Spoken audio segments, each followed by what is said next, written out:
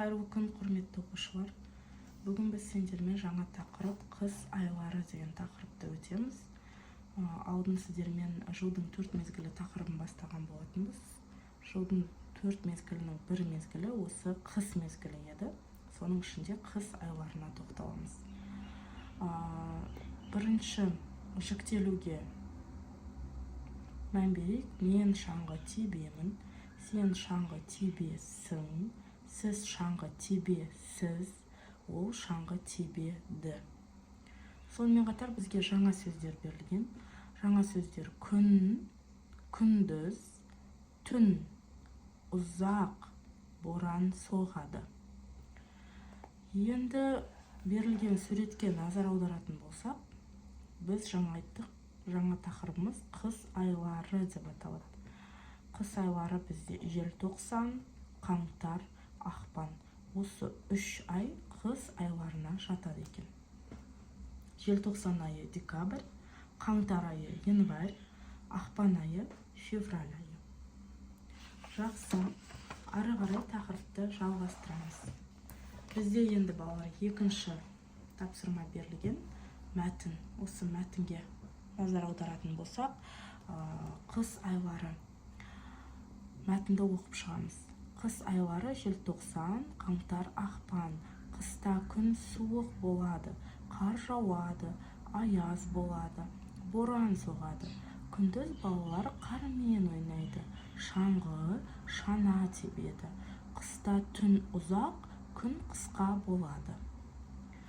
Яғни мәтін бізге берілді. Оның ішінде қыс айлары және қыста күн қандай болатыны, қандай өзгерістер болатыны, міне қар жауады, аяз болады, боран соғады деп жатыр. Және балалардың сүйікті ойыны қармен ойнау, шаңғы, шана тебеді екен. Және қыста түн ұзақ болады, күн қысқа болады екен.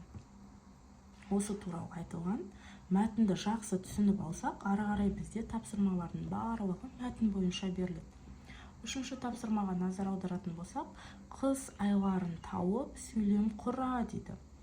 Біз енді бірнеше айлар берілген бізге.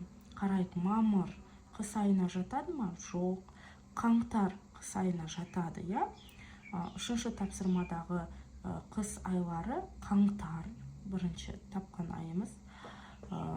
Оған сөйлем құрау керекпіз. Мысалы, қаңтар айында күн суық болады десек болады, я?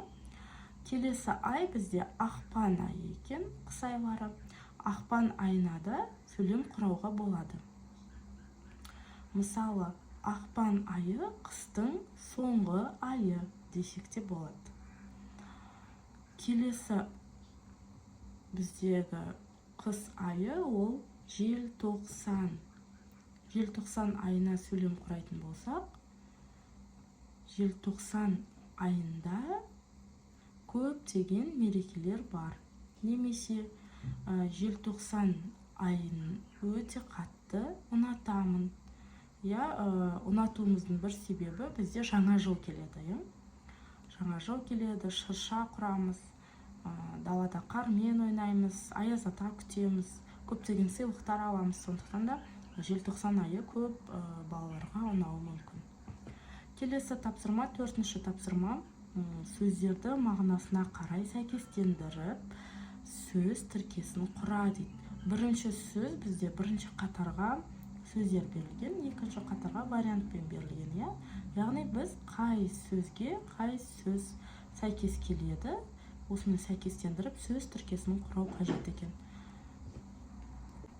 Мысалы, қар жауады. Екінші, боран соғады. Күн қысқа болады. Түн ұзақ болады. Қыс айлары күндіз ойнайды. Міне барлық сөз тіркесін балалар біз қайдан алдық? Мәтін бойынша, сондықтан да мәтінді оқығанда түсініп оқуымыз қажет екен.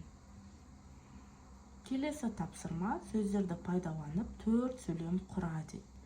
қыс, күн, күндіз, түн, боран, ұзақ, ойна, шаңғы, қысқа деген сөздер берілген. Осы сөздерді пайдаланып сөйлем құрау қажет екенбіз.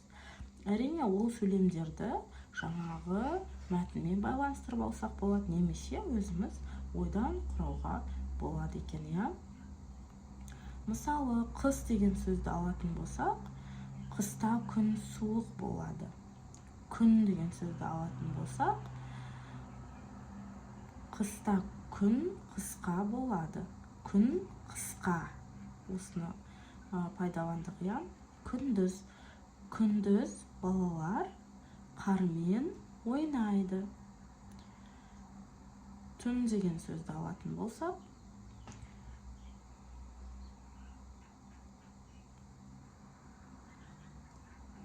қыста түн ұзақ болады. Немесе мына боран сөзін алатын болсақ, қыс мезгілінде боран соғады. Ұзақ сөзін пайдаландық, ойнау сөзін жаңа пайдаландық. Шаңғы сөзі қалды, иә. Балалар шаңғымен ойнайды, немесе балалар шаңғы тебеді, иә. Мәтіндегі сөйлемді қолдансақ болады екен. Енді 6-шы тапсырмаға назар аударайық. Сұрақтарға жауап беріп, сөйлемдерді толықтырыңдар дейді. Желтоқсан қыстың нешінші айы? Желтоқсан қыстың бірінші айы.